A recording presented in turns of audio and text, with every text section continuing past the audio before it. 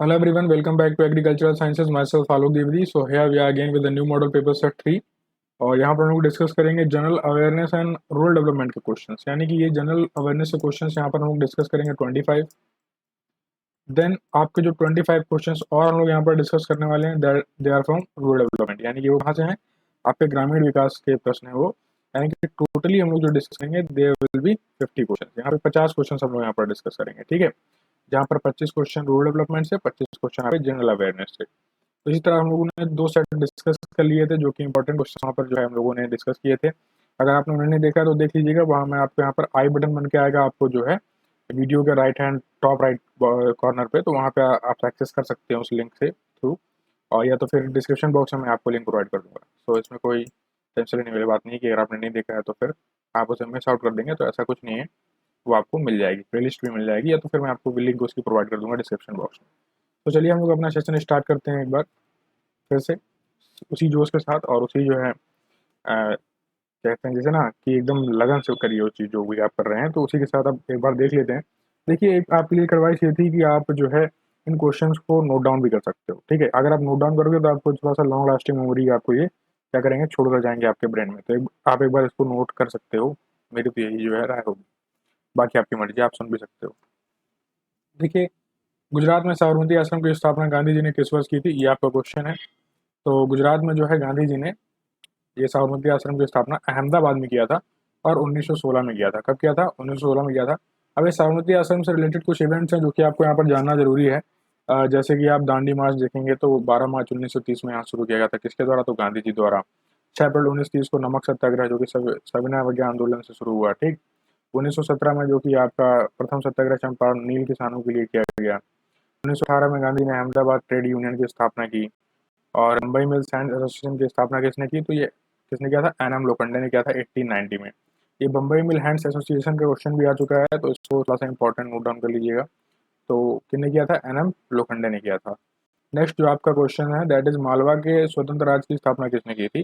तो ये थे दिलावर खान। थे दिलावर खान थे जिन्होंने मालवा के स्वतंत्र राज्य की स्थापना की थी। और अलाउद्दीन खिलजी ने जो है मालवा को दिल्ली सल्तनत में मिलाया था, इसका अंग बनाया था, ठीक है। और तैमूर जो लंग थे, इन्होंने आक्रमण के बाद दिलावर खान को मालवा के स्वतंत्र की घोषणा की थी, यानी कि तैमूर लंग के आक्रमण के बाद ही दिलावर खान ने मालवा के स्वतंत्रता की जो है घोषणा की थी। जब तैमूर लंग ने क्या किया, आक्रमण किया था, ठीक है, तभी जो है क्या किया था, दिलावर खान ने मालवा को स्वतंत्र स्वतंत्र घोषित कर दिया था। इसके बाद क्या होता है, दिलावर खान से रिलेटेड और फैक्ट देख लीजिए। तो जो दिलावर खान थे, इनके पुत्र थे होशंग शाह, और जो अगला शासक बना, जो कि अगला शासक बना, और नर्मदा के किनारे इसने जो है होशंगाबाद शहर को बसाया था। तो होशंगाबाद शहर किसने बसाया था? तो होशंग शाह दिलावर खान का पुत्र था, ये आप थोड़ा सा जान सकते हैं। और उन्होंने अपनी राजधानी मांडू बनाई थी। कहाँ बनाई थी? मांडू में बनाई थी। और मालवा में खिलजी वंश की स्थापना महमूद शाह ने की थी, यानी खिलजी वंश की स्थापना जो है मालवा में भी की गई, और जो किस द्वारा की गई? तो महमूद शाह द्वारा की गई। हिंडोला भवन और मांडू किले का निर्माण भी होशंग शाह ने करवाया था। अकबर के समय 1561 में आदम खां ने मालवा पर विजय प्राप्त की थी, यानी कि आदम खां थे जिन्होंने मालवा पर विजय प्राप्त की थी अकबर के समय। और मालवा के प्रसिद्ध शासक जो थे वो थे बाज बहादुर खान। कौन थे? बाज बहादुर खान थे। बाज बहादुर खान प्रसिद्ध संगीगे के भी थे, और बाज बहादुर की जो पत्नी थी, इनका नाम था रानी रूपमती। इनका नाम तो आपने सुना ही होगा। नेक्स्ट चलें तो भारत राष्ट्र कांग्रेस की स्थापना कब हुई? तो 1885 में जो है आईएनसी की स्थापना एलन ऑक्टेवियन होम ने की थी। अब इससे रिलेटेड कुछ देख लीजिए, अधिवेशन देख लीजिए। अधिवेशन से संबंधित जो है प्रश्न जरूर फ्रेम हो जाते हैं। तो इसका जो प्रथम अधिवेशन था वो 28 दिसंबर 1885 को बम्बई में स्थित ग्वालियर टैंक मैदान के गोकुलदास तेजपाल संस्कृत महाविद्यालय में आयोजित किया गया था। और इसके प्रथम अध्यक्ष कौन थे? तो ये थे आपके वेमोश चंद्र बनर्जी, ठीक है। और समकालीन वे जो वायसराय थे उस समय, वो लॉर्ड डफरिन थे, और ब्रिटेन के प्रधानमंत्री थे उस समय ग्लैडस्टोन थे। तो इंपॉर्टेंट क्वेश्चन हैं, ये आपसे पूछे जा सकते हैं। तो प्रधानमंत्री कौन थे? ग्लैडस्टोन। और जो वायसराय थे लॉर्ड डफरिन थे। अध्यक्ष कौन थे इसके? तो व्योमेश चंद्र बनर्जी थे, बंगाल के। ये बनर्जी वगैरह वगैरह बंगाल में आपको मिलते हैं ज्यादातर। अब देखिए, किस वर्ष में शिवाजी को छत्रपति का जो है ताज पहनाया गया था? तो शिवाजी को छत्रपति का ताज वर्ष 1674 में पहनाया गया था। कब? 16 में पहनाया गया था, 1674, 1674 में। और मराठा साम्राज्य के संस्थापक कौन थे? तो शिवाजी थे। और 5 जून 1674 को शिवाजी ने रायगढ़ में प्रसिद्ध विद्वान, कौन? रायगढ़ में प्रसिद्ध विद्वान श्री गंगा भट्ट द्वारा राज्याभिषेक करवाया था। तत्पश्चात उन्हें छत्रपति की उपाधि धारण की गई थी। यानी कि जो आपके कौन थे? गंगा भट्ट, इन्होंने जो है राज्याभिषेक कराया था और तत्पश्चात उसी के बाद ही उन्हें छत्रपति की उपाधि शिवाजी को दी थी। और शिवाजी को जो है छत्रपति, मराठा कुलभूषण और गौ ब्राह्मण रक्षक जो है आदि उपाधियों से भी जो है नवाजा गया है। इन नाम से भी इनको जाना जाता है।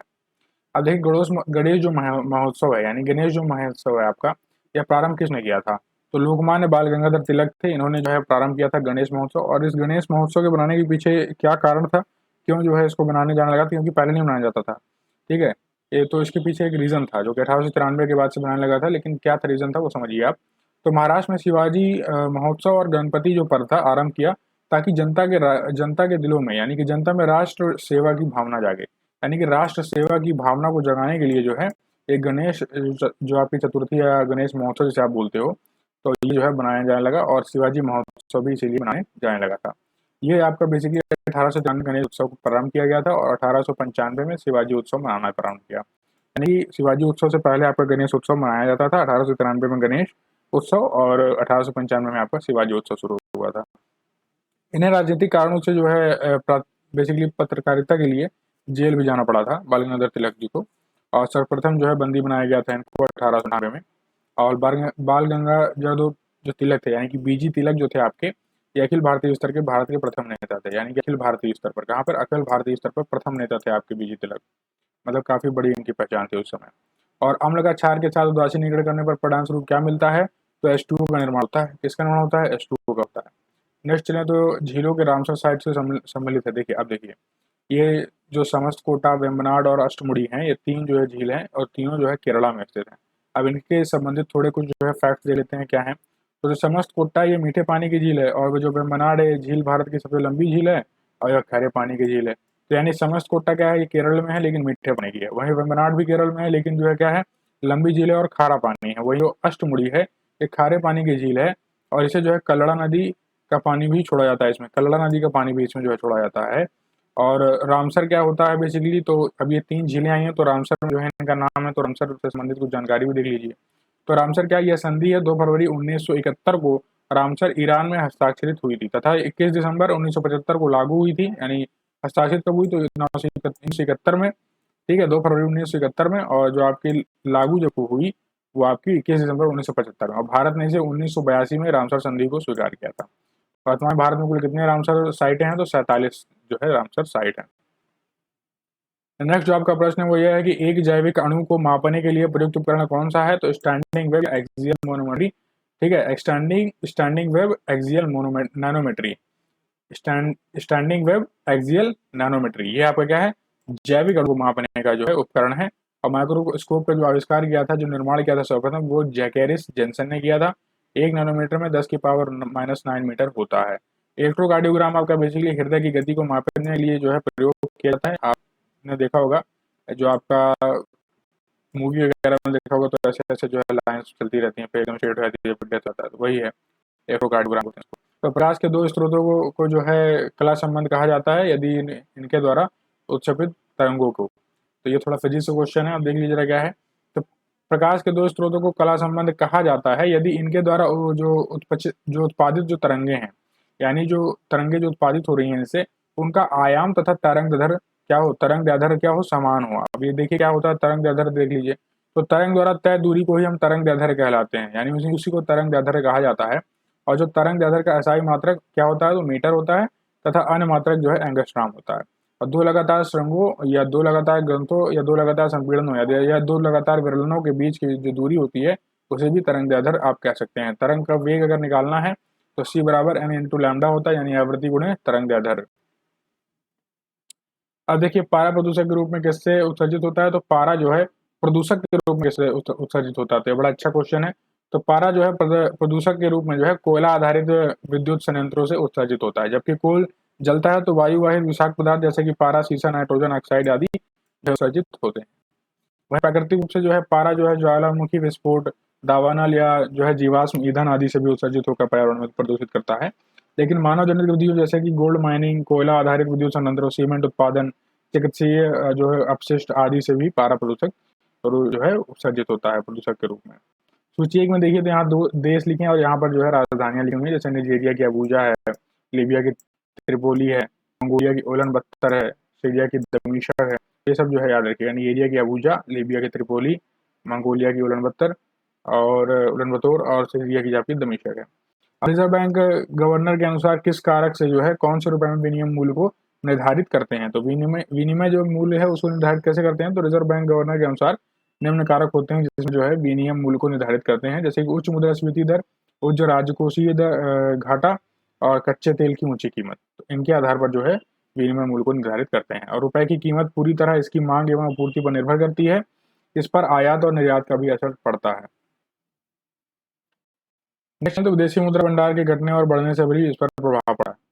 सेवा कर के संबंध में भी कुछ विचार करना है, जैसे कि यह प्रत्यक्ष कर है या अप्रत्यक्ष कर है, या 1994-95 की अवधि में लागू किया गया था। तो देखिए जो सेवा कर है यानी जो सर्विस टैक्स है ये अप्रत्यक्ष कर होता है और 1994-95 की अवधि में लागू किया गया था। सेवा कर को संसद के कानून के द्वारा ही लागू किया गया था और सेवा कर को संसद में अवशिष्ट शक्ति का प्रयोग करते हुए लागू किया गया था, यानी कि जो रेसिडुअरी पावर होती है उनके तहत जो है को लागू किया गया था। अब भारत संविधान में कितने भाग है? तो 22 भाग है। कितने भाग हैं? 22 भाग हैं। और 26 जनवरी 1949 को संविधान सभा द्वारा निर्मित संविधान अंतिम रूप से स्वीकार किया गया था। कब? 26 जनवरी 1949 को। इस पर 284 सदस्यों यानी कि 26 जनवरी 1950 को अंतिम रूप से हस्ताक्षर किए गए। कितने द्वारा? 284 सदस्यों द्वारा। 22 भाग हैं, 395 अनुच्छेद है, अनुसूचियां 8 हैं, लेकिन आज की डेट में कहा जाता है कि जो है 25 भाग हैं और जो आपकी अनुसूचियां ये 12 हैं। कितनी है? 12 हो गई। भारतीय संविधान का 31B कुछ अधिनियमों और विनियमों का मान्यकरण किससे संबंधित है? तो जो भारतीय नागरिक का जो मौलिक अधिकार संबंधित है, किससे संबंधित है? मौलिक अधिकार संबंधित है। ठीक, यह आर्टिकल देश को समाज के हित में किसी भी कार्य के लिए जमीन की जरूरत पड़ने पर जमीन के मालिक से उक्त जमीन एक्वायर करने का अधिकार देता है। और देश के विकास के लिए संविधान के इस अनुच्छेद में संशोधन का प्रस्ताव जो है प्रधानमंत्री पंडित जवाहरलाल नेहरू द्वारा लिया गया था, या यूं कहें कि लाया गया था। और भारतीय संविधान के प्रथम संशोधन 1951 में लाया गया था, जिसके द्वारा अनुच्छेद 31 भी जोड़ा गया था, यानी कि 1951 में जो है प्रथम संशोधन लाया गया था और 31 भी इसमें जोड़ा गया था। और जवाहरलाल नेहरू ये लाए थे कि अगर जरूरत पड़ेगी सरकार को तो आपकी जमीन को जो है ले लिया जाएगा और उचित मुआवजा देकर आपको शांत करा दिया जाएगा। विनियोग विधेयक की परिभाषा संविधान के किस अनुच्छेद में दी गई है? तो विनियोग विधेयक की परिभाषा कहाँ दी गई है? तो ये 114 में मिल जाएगी। और इस अनुच्छेद के अनुसार भारत की संचित निधि से कोई भी धन विनियोग विधेयक के पारित हुए बिना नहीं निकाला जा सकता। और संविधान के अनुच्छेद 266 क्लॉज 1 में भारत की संचित निधि गठित करने का प्रावधान है। 266 में आपका संचित निधि के बारे में दिया हुआ है। और शुष्क एवं अर्ध शुष्क प्रदेशों में पवन अपर्दन क्रिया के फलस्वरूप निर्मित मैदान को कहा जाता है, तो इनको कहता है पेडी प्लेन कहा जाता है। क्या कहता है? पेडी प्लेन।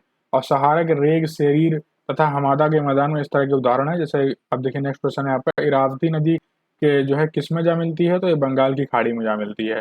कौन? इरावती नदी। और यह म्यांमार की एक जो है प्रमुख नदी है। तो इरावती नदी कहाँ की प्रमुख नदी है? म्यांमार की। और यह नदी म्यांमार के उत्तर से दक्षिण दिशा में बहते हुए म्यांमार को 2 बराबर भागों में विभाजित करती है। ठीक, इसलिए इसको स्पेशल बना देती है नदी। जो है म्यांमार की सबसे लंबी जो है लंबी नदी है, यानी कि सबसे लार्जेस्ट यानी सबसे लॉन्गेस्ट जो रिवर है वो आपकी इरावती है म्यांमार की। और इसका जो प्रमुख व्यापारिक मार्ग भी है, यानी कि ट्रेड भी होता है इस नदी पर। मानचित्र में समुद्र की जो समान गहराइयों को जोड़ने वाली रेखाएं होती हैं उन्हें क्या कहते हैं? तो उन्हें आइसोबाथ्स, समान गहराई के समुद्र स्थलों को जोड़ने वाली रेखाओं को हम आइसोबाथ्स कहते हैं, जिन्हें समगहरी रेखाएं कहा जाता है। और समताप रेखाएं यानी कि आइसोथर्म, यानी कि मानचित्र पर समान तापमान के स्थानों को मिलाते हुए खींची गई रेखाएं जो है आइसोथर्म कहलाती हैं। आइसोबार क्या होती हैं? तो समदाब रेखाएं होती हैं, यानी कि समान वायु दबाव वाले स्थलों को जोड़ने वाली रेखाओं को समदाब रेखा कहते हैं। आइसोहेल क्या होता है? तो ये आपकी समधूप रेखा होती है, यानी कि यह रेखा जो धूप के समान अवधि वाले स्थानों को मिलाते हुए खींची जाती है, तो ये आइसोहेल कहलाती हैं।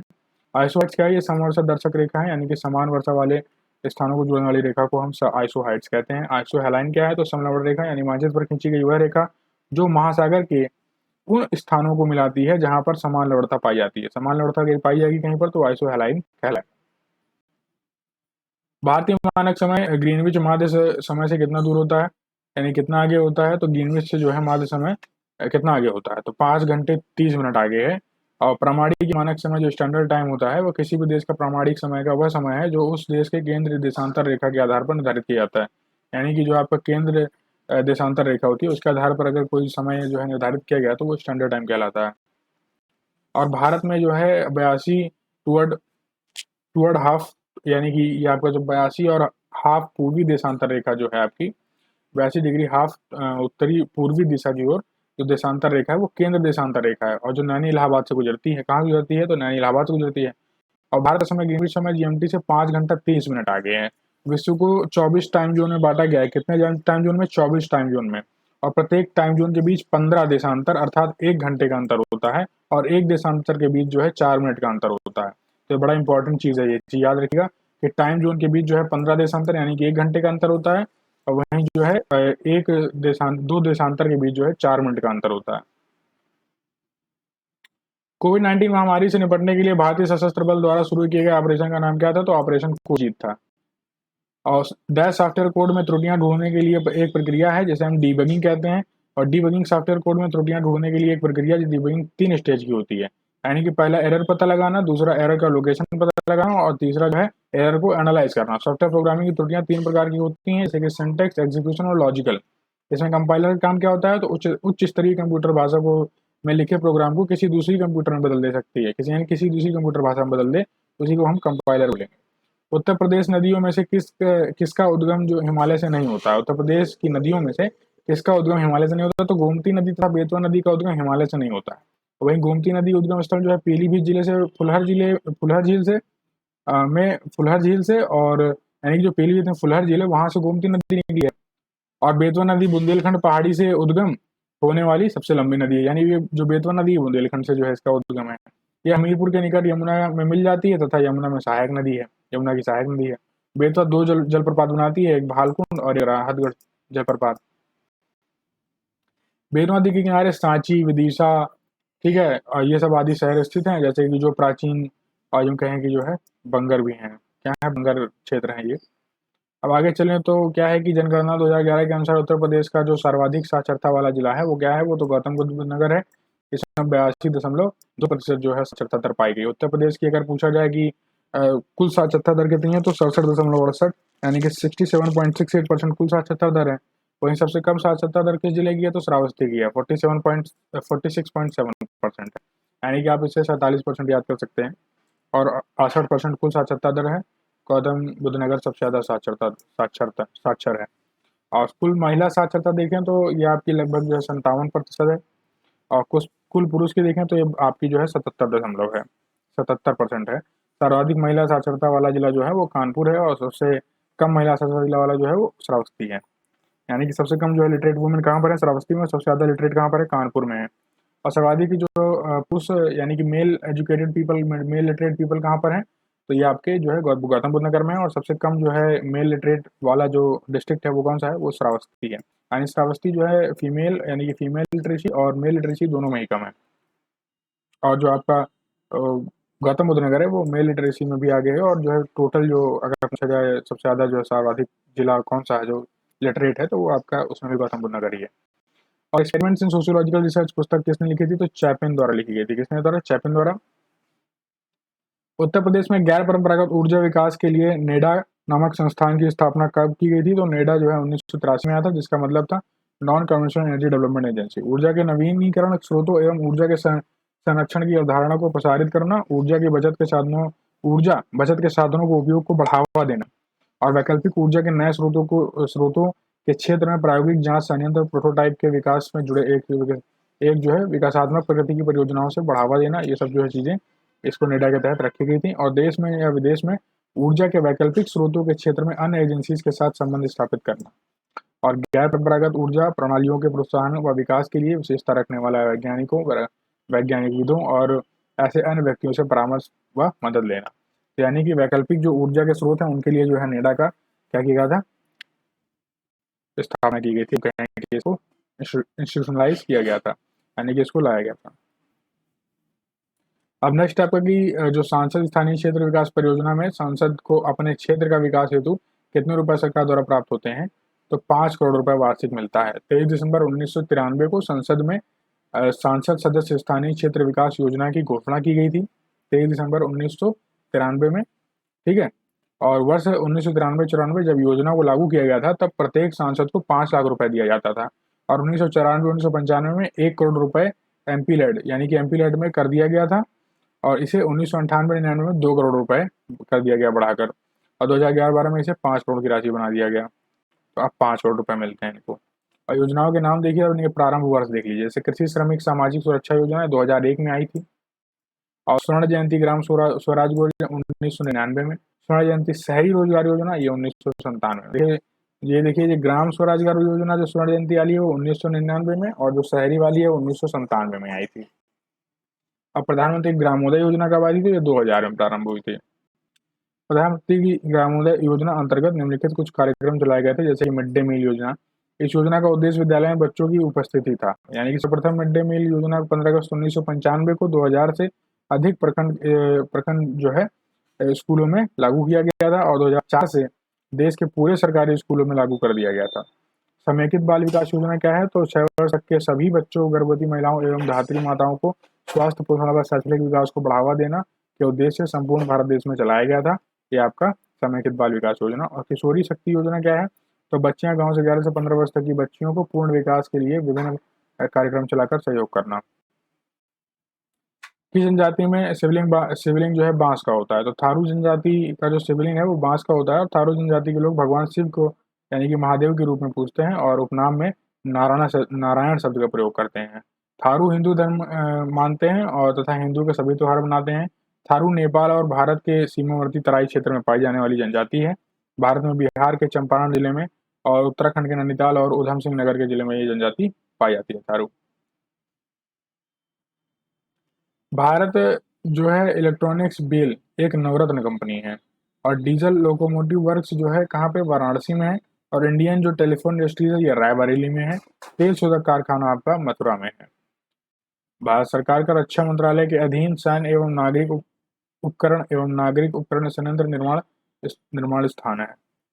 ये थोड़ा सा एक सेकंड आप देख लीजिए जरा, इसको मैं दिखाता हूँ। इसका प्रश्न यहाँ पर शायद नहीं लिखा हुआ है, ये बीई के बारे में था, तो एक नवरत्न कंपनी है, ठीक है। और ये नेक्स्ट आपका कि कर्मा लोक नृत्य किस जनजाति का है? तो जो कर्मा लोक नृत्य है ये गा नहीं होगा, ये यहाँ पर का होगा। कर्मा लोक जो नृत्य है किस जनजाति का है? तो कर्मा लोक नृत्य आपका खरवार जनजाति का है। कर्मा नाच से पूर्व आवास जो कर्मा नाच है इसे पूर्व आवास के पश्चात कर्मा वृक्ष या उसके शाखा के घर में आंगन में रोपित करते हैं, और कर्मा पर्व के दूसरे दिन कुल देवी देवताओं को नया अन्न देकर भोग लगाते हैं। कर्मा नृत्य जो है नई फसल की खुशी में लोग जो है नाच गाकर मनाते हैं। कर्मा लोक नृत्य एक पारंपरिक नृत्य है, नई फसल की आने खुशी मिल जाती है, बनती है। नेक्स्ट है कि कालपी नगर किस नदी के तट पर स्थित है? तो कालपी नगर जो है यमुना नदी के किनारे बसा हुआ है। कालपी नगर उत्तर प्रदेश के जालौन जिले में स्थित है, और कालपी को बुंदेलखंड का प्रवेश द्वार कहा जाता है। कालपी के पश्चिम भाग में जो है अनेक प्राचीन मकबरे हैं जिन्हें 84 गुंबज कहा जाता है। 2011 के अनुसार यूपी स्टेट में महिला आबादी कुल आबादी की लगभग कितनी थी? तो 48% आप बोल सकते हो, यानी कि 48% थी कुल आबादी में। और 2011 के सेंसस के अकॉर्डिंग यूपी की जो टोटल पॉपुलेशन है वो कुछ आपकी इतनी है, देख लीजिए 19,98,12,341। और जो मेल पॉपुलेशन है वो आपकी कितनी है? 10,45,04,362। और जो महिलाएं की जो जनसंख्या है वो है 9,53,07,979। और जो यूपी का लिंग अनुपात है वो 912 है, यानी कि 1000 पुरुषों पर 912 महिलाएं।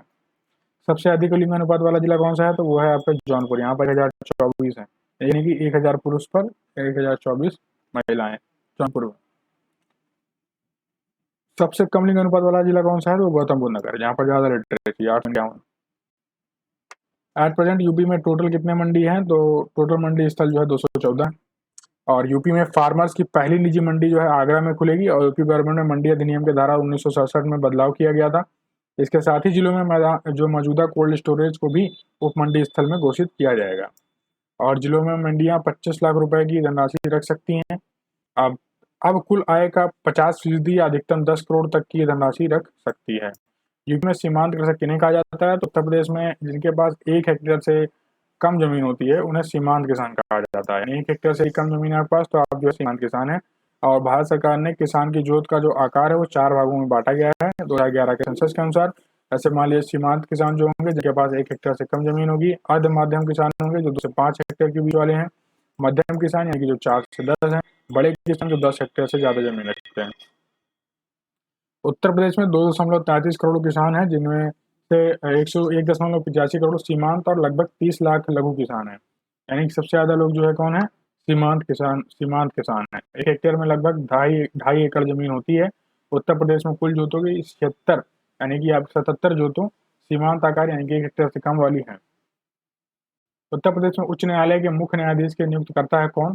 तो उत्तर प्रदेश में जो उच्च न्यायालय के मुख्य न्यायाधीश को नियुक्त करता है भारत का राष्ट्रपति। आर्टिकल 217 यानी अनुच्छेद 217 के अनुसार भारत के मुख्य न्यायाधीश और राज्य के राज्यपाल के विचार विमर्श पर राष्ट्रपति उच्च न्यायालय के मुख्य न्यायाधीश को नियुक्त करता है। और वाल्टर मॉर्गन उत्तर प्रदेश न्यायालय के पहले मुख्य न्यायाधीश थे। तो वाल्टर मॉर्गन जो है उत्तर प्रदेश के न्यायालय के पहले मुख्य न्यायाधीश थे। उच्च न्यायालयों का जो कार्यालय 62 वर्ष आयु तक होता है, यानी कि जो न्यायाधीश होगा 62 वर्ष आयु तक जो है अपना सर्व कर सकता है। और वर्तमान में इलाहाबाद हाईकोर्ट के मुख्य न्यायाधीश जस्टिस राजेश बिंदल हैं। कौन है? तो राजेश बिंदल है। भारत में आयकर अधिनियम कब लागू हुआ? तो भारत में जो है इनकम टैक्स ईयर 1961 से लागू हुआ। यह अधिनियम 1 अप्रैल 1962 से प्रभाव में आया। टैक्स दो प्रकार के होते हैं, प्रत्यक्ष, अप्रत्यक्ष। अभी हमने देखा सेवा कर देखा था, तो कैसा था? अप्रत्यक्ष कर था। तो प्रत्यक्ष कर क्या होता है? जो जिस व्यक्ति पर लगाया जाता है उसी व्यक्ति को चुकाना पड़ता है। और जो आपका प्रत्यक्ष कर का उदाहरण है, जैसे कि आयकर, संपत्ति कर, निगम कर, पूंजीगत लाभ कर, ब्याज कर, अनुषंगी कर, प्रतिभूति लेन देन का कर। ठीक है, तो ये सब क्या है? प्रत्यक्ष कर। यहाँ प्रत्यक्ष कर वह है जिसको अंतिम रूप से उपभोक्ता को चुकाना पड़ता है। अप्रत्यक्ष कर का उदाहरण है जैसे कि उत्पाद कर, सीमा शुल्क, सेवा कर, मनोरंजन कर, मूल्य संवर्धन कर और जो है आपका बेकरी कर आदि। भारत में प्रगतिशील कराधान नीति है और प्रगतिशील कराधान नीति के अंतर्गत आय बढ़ने कर का दर बढ़ जाता है। यानी ये देखिए थोड़ा सा गलत हो गया। यदि आपकी आय बढ़ती है ना, तो उसी हिसाब से आपका कर बढ़ जाता है। ठीक है, तो आय बढ़ने पर जो कर का दर होगा वो भी बढ़ जाएगा। देखिए नेक्स्ट प्रश्न है आपका कि धान के लिए सर्वाधिक उपजाऊ भूमि कौन सी होती है? तो ये बड़ा अच्छा क्वेश्चन है। तो धान के लिए जो सर्वाधिक जो उपजाऊ भूमि होती है ये आपकी दोमट मिट्टी होती है। कैसी होती है? दोमट मिट्टी होती है। बलुई मिट्टी जो खीरा, ककड़ी, तरबूज आदि जैसे पैदावार के लिए सर्वाधिक जो है उपयुक्त होती है। कपास के लिए काली मिट्टी का प्रयोग करते हैं आप, और जलोढ़ मिट्टी जो है गेहूं, गन्ना तथा दलहन और तिलहन फसलों के लिए ज्यादा प्रयोग की जाती है।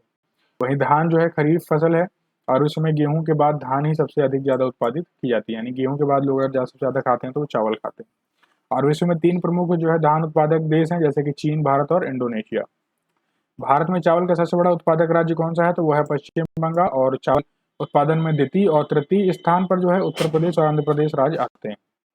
चावल धान की खेती परमाणु जो है आपकी जो प्रमाण सिंधु घाटी है आपकी, यानी कि सिंधु घाटी की सभ्यता के प्राप्त होते हैं। यानी कि यहाँ से अगर पूछा जाए कि जो प्रमाण मिले हैं आपको चावल और धान के, वो सबसे पहले किस सभ्यता से मिले? तो हैं आपको सिंधु घाटी मिले, यानी कि इंडस वैली सिविलाइजेशन में आपको जो है सबसे पहले प्रमाण मिले थे धान के। और गंगा के मध्य तराई क्षेत्र में लहुरा जो देव इलाका है वहां से चावल का प्रयोग के प्रथम जो है प्रमाण मिले। पूसा बोर्ड किस्म किसकी है? तो यह सरसों की किस्म है।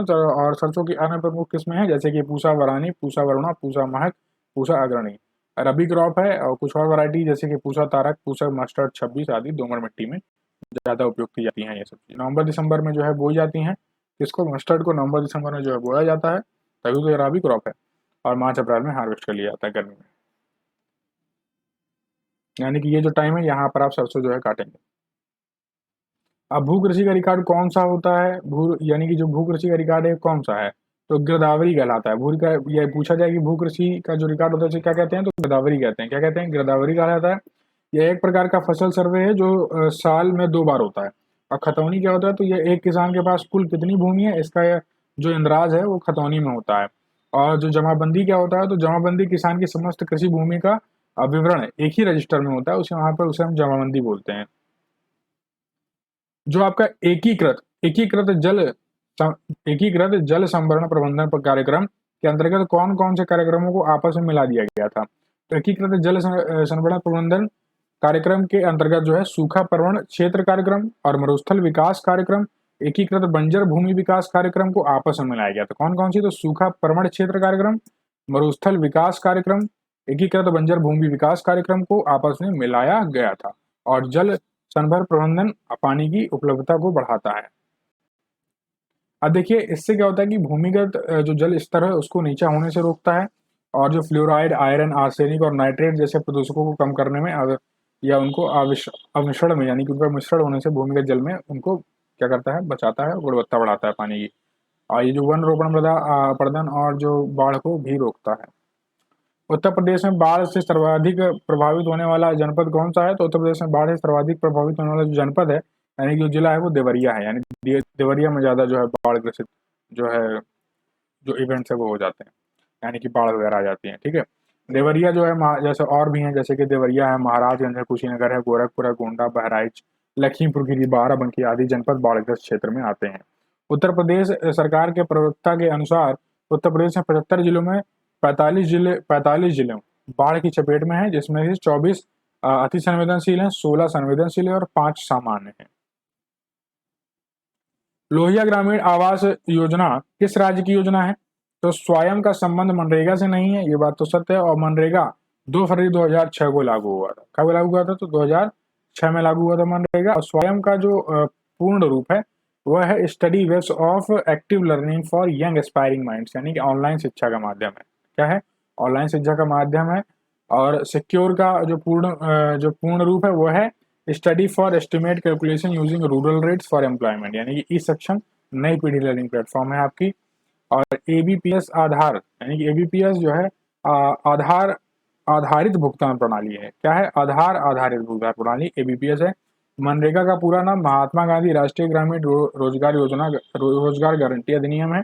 और मनरेगा 7 दिसंबर 2005 को अधिनियमित किया गया था। 100 दिन का रोजगार दिया जाता है। प्रतिदिन अप्रैल 2020 से 235 रुपए मजदूरी दी जाती है राज्यों को अंतर मजदूरी में। भारत में संपत्ति का अधिकार है एक। क्या है संपत्ति का अधिकार एक? तो संपत्ति का अधिकार एक वैधिक अधिकार है। पहले जो है मूल अधिकार था, लेकिन जो है 44वां संविधान संशोधन कराकर 1978 में जो है इसको जो है वैधिक अधिकार बना दिया गया। भाग 12 के अनुच्छेद 300A में जोड़ा गया। भारतीय संविधान में छठी जो मौलिक अधिकार और छठी स्वतंत्रता का अधिकार संपत्ति का अधिकार था, जिसे समाप्त कर दिया गया था। और अनुच्छेद 31 के अंतर्गत संपत्ति का अधिकार वर्णित है। खाद मिट्टी कहाँ से पाई जाती है? तो खाद मिट्टी जो है आपकी बाढ़ग्रस्त मैदान में पाई जाती है। यह मिट्टी मुख्यतः गंगा, सिंधु और ब्रह्मपुत्र की नदियों द्वारा लाई जाती है। यह उपजाऊ में यानी उपजाऊ मिट्टी होती है। यह मिट्टी राजस्थान के उत्तरी भाग यानी कि नॉर्दर्न पार्ट में राजस्थान के यानी कि पंजाब, बिहार, उत्तर प्रदेश, पश्चिम बंगाल, असम आदि क्षेत्रों में भी पाई जाती है।